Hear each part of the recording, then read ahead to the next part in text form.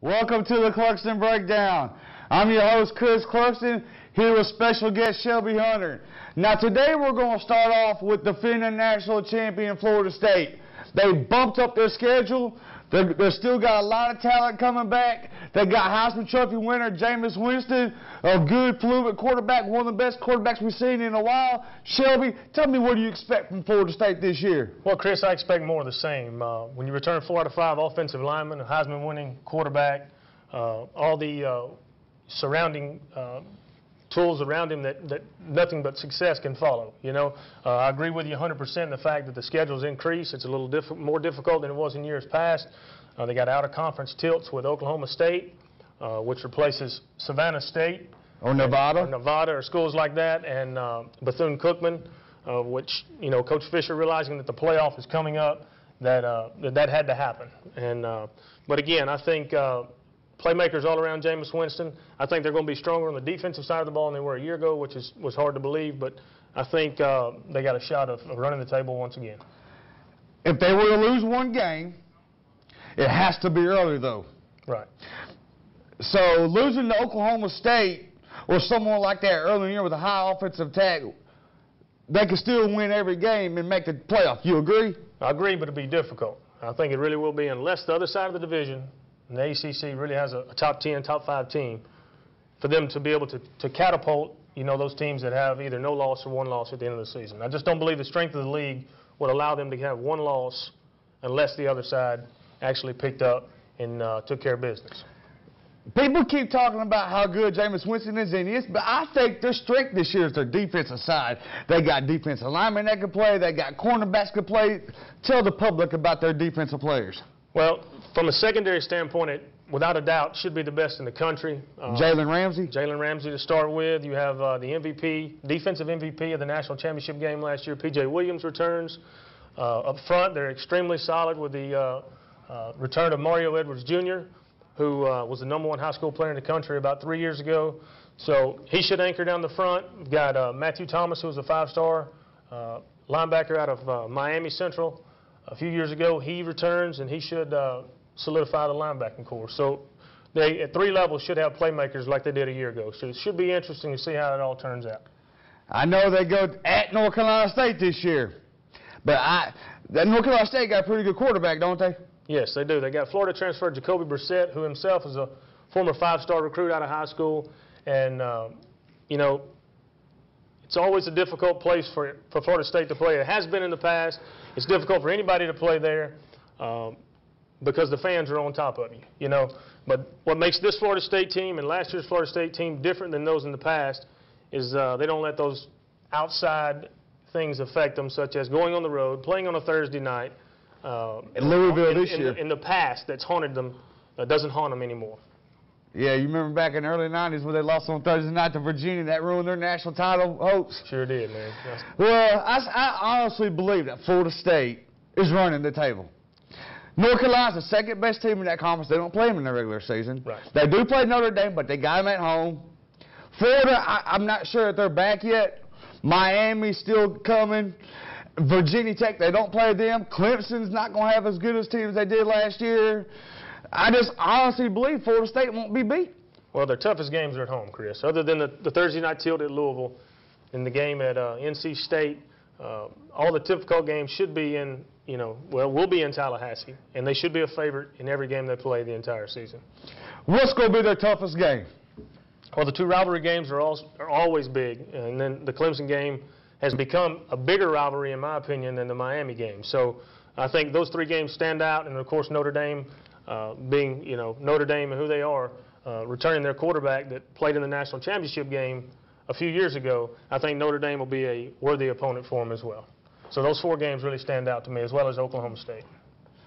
Well, we're about to have to go to commercial break, and when we return, we're going to break down 3 out of the 5 major FBS conferences. Stay tuned. Hello, we'd like to welcome you to your HR source in North Alabama, the North Alabama Society for Human Resource Management.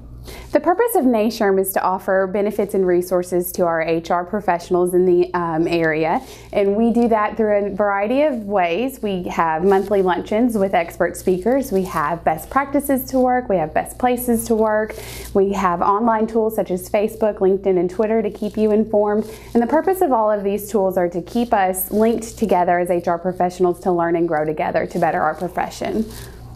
For information about our chapter, please visit us at nashrm.org. Thank you. Welcome back to the Cluxton Breakdown. And now we're going to go over the 5 BCS conferences. First one we're going over today is the Big 12. Now there are 2 teams to watch out for in this conference. Texas Tech, led by Davis Webb, and Kansas State. Those are 2 deep dark horses to watch this year. But everybody knows that Oklahoma and Baylor are pivotal favorites and national championship contenders. But I'm going to go and let you know, start off right now, why Baylor's not making the national championship. Their last 4 games: Oklahoma, Texas Tech, Kansas State, and Oklahoma State. I don't know which order, but those are their last 4. Do you agree with that assumption? I agree with you, Chris. I don't see Baylor surviving that gauntlet at all. They'll be lucky to win 2 of those games. But at the same time, it is college football, and you never know. Okay, I honestly believe Oklahoma's winning this conference. And I think what keeps them out of the national title hunt, even though they got that quarterback coming back who led the Sooners to beat Alabama in the Sugar Bowl, is they go to Texas Tech late in the season after they had already played Baylor. I think Baylor's going to take a lot out of them. And I think they're going down. My upset of the year is Texas Tech over Oklahoma. Oklahoma wins the Big 12, but that keeps them out of the national title hunt. How do you see the conference going? I can't agree with you on your last statement, Chris. I don't believe that Oklahoma will be beaten in Lubbock. I believe that Oklahoma runs the table. I think the only challenge they really have, there are 2 challenges. I think they struggle with Baylor, but I believe Oklahoma pulls away late. And I do believe that Texas, just like last year, will not only be a formidable opponent, but will give Oklahoma all they want. So with that being said, it's not a cakewalk for Oklahoma. It's not, Oklahoma and the 9 dwarfs by no means. So with that being said, I really like Oklahoma to win the league. All right, now we're going to move on to the Big 10. How do you see the Big 10? Well, Chris, I see the Big 10 has now changed their divisions. They've gotten away from the ridiculous legends and leaders, and they've renamed each division the Big 10 East and West. And, Commissioner Delaney thought that it would be better to geographically make those regions closer together. And when he did this, he really stacked one side of the league. And by doing this, I think it's really going to hurt their championship game. But at the same time, I understand from a geographical standpoint, because of financial reasons, I see why they do what they're doing. But what I see is Wisconsin and Nebraska competing in the Big Ten West, in the Big Ten East. I see a dogfight. I mean, literally, it's going to be a dogfight. You've got Michigan State, who many pundits have labeled them or penciled them in the Final Four, and you've got Ohio State, and then an upstart, Penn State. And the reason I say upstart is Coach Franklin has gone from Vanderbilt there, and they're recruiting unbelievably at this moment. And for some reason, kids want to play for that guy, and he'll have them ready to play week in and week out. And they'll be led by a former five-star quarterback in Hackleberg. So who knows, man? That league is wide open. You never know what you're going to get out of Michigan either. Well, I think Wisconsin's the team that you absolutely forgot about. Not only will they beat LSU in Week 1, but they're going to run the table. They don't play Michigan State or Ohio State. I think they're going to be in the Big Ten Championship game. They're going to be one game away from going to the semifinals. But what's going to happen is they're going to play Michigan State. Michigan State's going to lose one game this year, just one. They're going to lose at Oregon in Week 2. And then Michigan State, with Jeremy Langford and Connor Cook and that defense they got, possibly one of the best in the country, they're going to win 11 straight games. They're going to beat Ohio State. They're going to beat Wisconsin, and they're making the Final Four. How do you see that? Well, I agree with your statement for the most part. I do believe that Wisconsin walks the dog on the other side of the division. I believe that Nebraska is really their only challenge. Wisconsin does a great job year in and year out of winning 10 games. They compete every year for a Big Ten championship, and I do believe that they'll win their side of the division. However, I don't believe that Michigan State's defense is going to be as good as it was a year ago. I do agree with you how good they're going to be offensively. Defensively, they got to replace a lot of guys. But that's what they do. They defend well and they play smash mouth football. Yeah, but they also recruit well. Oh, absolutely, they recruit well. But they don't recruit. They don't recruit like some of the schools down south. They were able to capture a couple big time recruits this past off season, but they don't replace them like the people in the south replace them. That's for sure. Welcome to Regis, the new way to work, a global work style solution for today's rapidly changing face of business, where you can have an office around the corner or anywhere in the world, fully furnished and equipped for a day, month, or year. The cornerstone of Regis is flexibility, and nothing embraces this concept more than a Regis private office. Full-time offices can be configured to specifically fit your business needs. Regis has the infrastructure and staff to set up your office exactly the way you want to work in 24 hours. Regis is the new way to work for today's rapidly changing face of business. Our flexibility from long-term leases gives you freedom to make decisions on what's best for your company.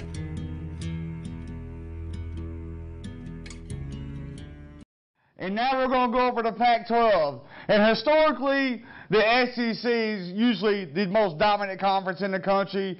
7 consecutive national championships were finally ended last year. But this year, and this year alone, the Pac-12 could very easily take over as the strongest conference. You got Oregon, you got Stanford, you got USC, UCLA, Arizona State. All quality teams can all gun for the Pac-12 championship.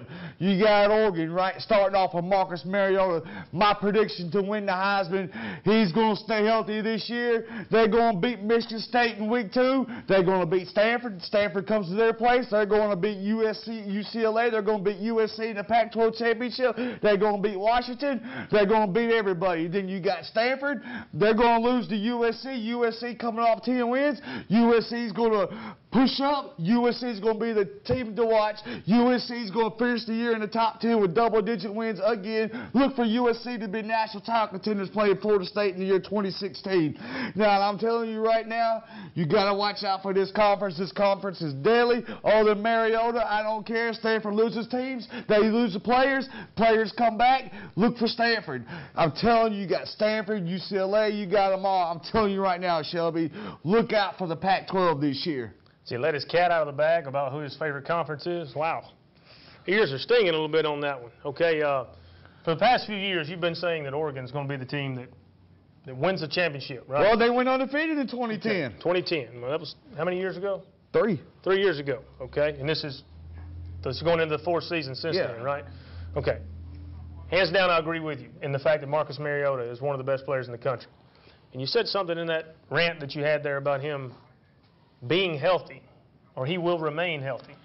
Well, he didn't make it the entire season last year healthy, and he played a physical defense, and when that happened, he got hurt.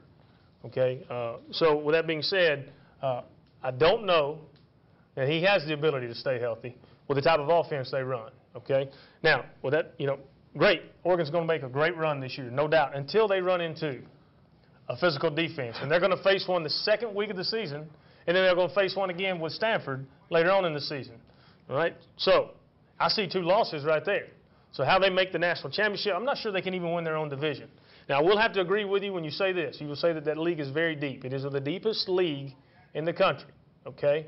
Now, I didn't say it was the best league in the country, but it's definitely the deepest league. Yeah, you don't have Kentucky and Vanderbilt and crappy teams like that in that conference. I agree. That's one half of the league, though. It's not as top-heavy as the SEC. All right? The SEC is very top-heavy, but their top rivals no other, right? I mean, there'll be 3 of them in the top 10, I'm sure, at the end of the season. All right? But with Stanford, I do believe that they'll handle or take care of business once again with Oregon. I think they're too physical. Their physical style of defense, their physical style of offense has proven to give Oregon fits. They beat them the last 2 years. And I think more of the same again this year. I think Stanford wins that league. I think they manhandle once again Oregon. I know Oregon's trying to get bigger. They're trying to get faster. Or faster with size, something that they've been good at without size over the last few years. But I don't think it can happen as fast as they want it to happen. I think they've missed their window of opportunity, and that window of opportunity will be sealed after this year. Oregon's defense has improved. There's no way Michigan State's going into Eugene in week 2 and beating them. Oregon always scores 50 points or more early in the season at home before they get banged up from scoring so many points. How is Michigan State going to go into a hostile environment just the second week of the season where a team is comfortable at home who don't lose that much at home? The only losses at home were to Stanford. They don't lose to nobody else at home. Well, they don't play anybody else at home. Tennessee, SEC. Well, Tennessee, we know where Tennessee was last year, right? Transitional year with coaches, transitional year with players. They've recruited better. Tennessee's not on the same level as Michigan State yet, okay? So Michigan State comes into their house. Michigan State plays Michigan State-style football, which is very similar to Stanford football, and ends the talk of Oregon early in the year being in the Final Four when it's all said and done. Yeah, you know, it's possible Oregon doesn't make the Final Four. I mean, they do lose to Stanford. But Stanford's going to be good. There's no doubt. Coming off that pick a little bit, huh? Well, no, because I got to come to reality, you know. I mean, nothing's a guarantee. Right. But to say that Oregon isn't capable of making it to the semifinals is crazy. Well, history repeats itself. You know, we say if we keep repeating the same mistake over and over, it's called insanity, right? Well, Oregon keeps repeating the same mistake over and over. That is not getting prepared to play physical football against Stanford. So with that being said, two teams very similar, Stanford and Michigan State, will have their way once again with Oregon. No, because last year, Oregon almost came back and beat them after that horrific first half. Yeah. And the year before, they lost by 3 points. So it's ludicrous to think that Stanford's going to manhandle them in Eugene. Now, understand this. Scoreboard manhandling is two different things than being manhandled physically. That's what I'm talking about. The game will be close, just like it has been in the past, but they will be physically beaten from the time the game starts to the time the game ends. What about with Stanford traveling to play USC? It's great. You know, USC doesn't quite have the depth yet that USC needs to have to compete with Stanford. USC still coming off the probation years. I think they're close. No doubt they're close. They can recruit the kind of athlete that Southern schools can recruit. California has plentiful athletes. You know, I think that there's a time, and their time is coming, okay? But I don't think it's now. I think they're maybe 2 years away from really competing for the Pac-12 championship and then into the Final Four. Now, we're going to go to a commercial break. We're going to go over the ACC. It's Florida State's to win. The other 11 teams ain't got a shot. Now we can move on to the SEC. I wouldn't go so far there. The ACC Atlantic this year, not as deep as it was a year ago. Clemson's going to take a step backwards this year. They've lost their starting quarterback. They lost, you know, 2 or 3 starting receivers. They just, you know, they've been hit by graduation and by the draft. But they've recruited well. They've recruited real well, so I think they replaced some of those guys, and they'll compete for that division. Florida State will have all they want when they play them in September. So, Chris, I know you disagree with that. We got a newcomer, Louisville, coming to the league, or into that division, the Atlantic Division. Stronger Maryland, I agree. No, without a doubt. And Boston College, Syracuse, NC State, all, okay, you know, very formidable opponents. So Florida State won't have a cakewalk. Okay, Notre Dame? Exactly, you're right. Now, Notre Dame, again, is in that situation where they play 5 ACC conference games, and they're not eligible for the ACC Championship Game, which is kind of a weird dynamic. They're there for all the Olympic sports, basketball and baseball, but it does strengthen the schedule of all those schools in the ACC. How do you see the ACC Coastal, Chris? Well, let's see here. I got North Carolina, Duke. I agree with you as the game that means the most, and I think North Carolina wins that division and goes on and plays Florida State. But, I mean, nothing's guaranteed. I mean, Virginia Tech, do they have a shot to win that? Virginia Tech's offense is anemic. I don't think they have, you know, a quarterback that can actually throw from me to you, to be honest with you. And that's bad to say, but they're just not very good. Their spring game, I think the final score was 3-0. So offense really hadn't improved there. So I don't know if they have a shot. I think, you know, I think Miami and, you know, I think they take a step back this year, and I think Pittsburgh actually takes a step forward. So that division is kind of like the SEC East. You just flip a coin, and you never know what's going to happen. Pull a name out of the bag there. You never know, right? That's right. Okay, and I also want to say, even though they're not in the football conference, they are the other sports. Notre Dame, let's mention them. I think they go 7-5. They lose to Arizona State, they lose to USC, they lose to Stanford, they lose to Florida State, and they lose to North Carolina. Fair enough assessment. I think 8-4 will be a successful season with the schedule they've got, although not as successful in the eyes of the Notre Dame fans. Okay, so Chris, how do you have the ACC Championship game? Who do you have playing in that game? I got Florida State cakewalking to the national championship into the championship game. Okay, well, you kind of letting our viewers know who your pick is there. I think Florida State and North Carolina play in Charlotte, and I think Florida State wins that league. And now we're about to talk about everybody's favorite conference, the SEC. Whether you hate them or you love them, this is the conference that's on everybody's mind. And this year, it's Alabama's to win. They're coming in the best team. They're coming in the favorite. They're coming in with just one loss from a year. The best team? Yes. What would give them that title? The best team would be the team. Now, I know every year the team changes, right? They've won 3 out of 5 championships. But as Coach Saban would say, that was that team, not this team. This team hadn't won anything. Last year's team hadn't won anything. They've got a 95th strength preseason schedule. They played nobody. I get that, but you just said that this year's team, that they should win it. They're going to win the SEC. Okay, well, each team is a different. They don't play South Carolina, Georgia like Auburn does. They play Rudy Poo, Tennessee, and Florida. Right, but you just said that they were going to win the thing because they're the best team. How do we know that? We don't even know who their quarterback's going to be. Jacob Coker. Well, Jacob Coker has yet to prove himself. He just stepped foot on campus. We don't know anything about Jacob Coker. We can go back and look at a spring game at FSU a few years ago. We can look at some practice tape. Well, that's all we know about him. We know that he's all the measurables. He's 6'5", he's 240 pounds.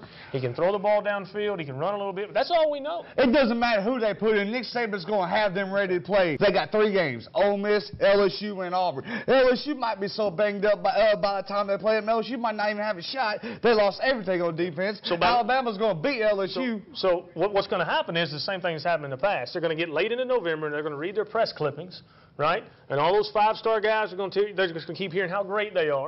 Right, and all the Alabama fans that keep telling them how great they are, and all the sportscasters that say how great they are, and then all of a sudden they actually have to play the game of football in November when it matters. And last year, it bit them in the butt. A few years ago, it happened again when they played LSU. So, you know, to go ahead and just anoint them the champion, that's pretty, you know, it's pretty gutsy of you. Nick Saban has never lost to Auburn in back-to-back seasons since he's been in Alabama. He hasn't played against Gus Malzahn 2 years in a row either, so. The SEC West is where, you know, the money's going to be made this year for the league. However, the SEC East. The SEC's got to be one of the weakest divisions of all time, man. The SEC East They can't be omitted from this conversation because the champion of that division, or the winner of that division, plays the champion of the other. Man, so who is it that's coming out of that division? South Carolina, because South Carolina or Georgia, and that's it. Okay, so you got Kentucky and Vanderbilt, probably 2 worst teams in the country. Well, who was there last year? Who won it? Last year, Missouri. Does Missouri stand a chance this year? They're going to finish third. They lost a lot, and their best player got suspended for the season. Or else that conference, that division would be tougher. So they don't have anybody else can step in and play? Last year, they lost their starting quarterback last year, and they ended up winning the SEC East. Yeah, but to totally discount what they did a year ago. That's what I mean. That's a joke division. Missouri doesn't win no other divisions. They win the SEC East, but the SEC East division is one of the weakest in the country. The only reason that conference is as strong as it is because Alabama, Auburn, and LSU play in that conference. Okay, so you're anointing South Carolina as the winner of that division? Yes, no doubt. Okay, no doubt. Even though they lost their quarterback, I don't care. They lost the number 1 player in the country, in Jadeveon Clowney. They got backups. Steve Spurrier knows how to recruit. He does recruit well. Who you got winning the SEC East? I've got South Carolina winning it, but I've got Georgia right there real tight. It could go either way. That game is, has been over the last few years been a coin flip, right? So the winner of that game, I think, represents the SEC East. And I think they play the winner of Alabama-Auburn, and I think Auburn wins that game again as well. So I got South Carolina losing to Auburn and Georgia beating Auburn, but I got South Carolina beating Georgia. That game early in the season is going to determine the SEC East. So we forget about one big dog in that SEC West division. That's LSU. What do you think? Their defense is too weak. They're going to get beat by Wisconsin in week 1. Their defense, they lost everything. So now wait a minute. They lost everything. Let's not forget Florida State lost 13 players in the NFL draft last year. It doesn't matter. Listen, everybody said the same exact thing. They can't recover. They lost too much. They lost this. They lost that. They recruit the same way FSU. They play Wisconsin. They play Auburn. They play Alabama. There's 3 losses right there. 3 could be losses. Well, the way you say it, they shouldn't even show up. They might as well just stay at the house and not even play those games. Well, you know LSU don't beat Alabama. They don't? No, not since that fluke game when they missed 5 field goals and went into overtime. I'm sure they LSU have had not nothing lost to to do them with since that. then. They had nothing to do with that, did they? LSU has not beat Alabama since that game. Okay. They got beat in the national championship game. They got beat down the following Remember, year. that was that year, and that was that previous year, and that previous. This is this year. And they got beat down last year. You keep talking about previous years, but those are different teams. They have different chemistry. They have different pulse. Each They got team the is same different. coach. Same coach, fair enough. Some of the same coaches. They're not always all. I mean, Alabama's running back's going to be one of the best in the country. Speaking of coaching staff, let's talk about Alabama's new offensive coaching staff. Yeah, exactly. They got the best offensive coordinator in the country in Lane Kiffin. The best in the country? You're daggum right. Well, that's yet to be seen. I hadn't seen him really develop anybody over the last few years. Man, I've seen him take USC and put him in the dumps. I saw him take Tennessee and put him in the dumps. No, he had Tennessee on the rise. Tennessee wasn't on the rise. Yeah, on the rise, on the probation. That's where we were going, just where USC came off of. So if that's the guy that you think's going to take Alabama to the next level or put them back on the national Me and you championship could coach on that coaching staff and Nick Saban still be the best in the country. Nick Saban's a mastermind. Nick Saban don't run the offense. Well, he could if he wanted to. Well, I don't know about all that. I guarantee if Lane Kiffin's in trouble, he takes over. I guarantee you. Well, Saban's not an offense. You don't want Saban to take over offensively. He don't know half of what's going on with the offense. Oh, he just got 4 or 5 national championships. Well, again, he doesn't call an offensive play. Okay? But so he if you ask would if A.J. McCarron, the play that they ran in the Texas A&M game, okay, the play that was actually intercepted there toward the end of the game, he said, run that play that, you know, that play where we do, you know. All right, let's talk about Auburn. Let's talk about Auburn. So for Saban's offensive abilities, they're not very good. Okay, he's just not very good. Now, he's one of the best defensive coaches in the country, maybe the best, but don't go offensive with us. Oh, that's too much about Alabama. We've been on enough on them. Let's talk about your pick, Auburn. Yeah, I think Auburn, once again, is going to put themselves in position to compete for a national championship. 7 ranked teams. 7 ranked teams. I know it's tough. I know that league's tough. I know they're playing the tough guys on the other side of the division. I get it. They go on the road to, you know, Manhattan, Kansas. That's going to be a tough one. It's going to be tough. But I think they, you know, return enough guys to compete for a national championship. They will compete for the SEC West for sure. And if you win that thing, then you definitely put yourself in position to play for the national championship. There's one difference between Alabama and Auburn. Schedules. If Auburn played Bama's schedule and Bama played Auburn's schedule, Auburn would be going to the semifinals. Auburn plays that much tougher. Florida, Tennessee, Georgia, South Carolina, Kansas State, West Virginia. But let's think about it. You're basing this schedule strength on the opponents that they're playing combined record a year ago. Again, a different team than a year ago. So those preseason, looking at strength of schedules, that means 16-95. So Auburn's got the 16. So Alabama's got the 95. Well, let's look at the strength of schedule when the season's over. When they sit down and try to pick the Final Four. Now, listen, when they sit down and try to pick the Final Four, then let's look at the schedule this year. Okay, they just said the same thing about Auburn a year ago, 2 years ago. Well, they're 3 and whatever they were. What was it, 3-8? That's going to be one of the worst teams of all time in history of college sports. But understand this: you can't judge Auburn the following year because of what happened the previous year. You understand where I'm coming from? There's another huge difference between the two. Alabama's going to win that game. Okay. Nick Saban will not lose to him twice in a row. There's a first time for everything, and I believe that that's going to happen this year. So with that being said, I think Auburn wins the West. I think South Carolina wins the East. I think Auburn wins the conference. And with that, you know what comes next. They have a shot to play for the national championship. Yes, the playoffs. And when we return from commercial break, we're going to give our predictions to end the show. Hello, we'd like to welcome you to your HR source in North Alabama, the North Alabama Society for Human Resource Management.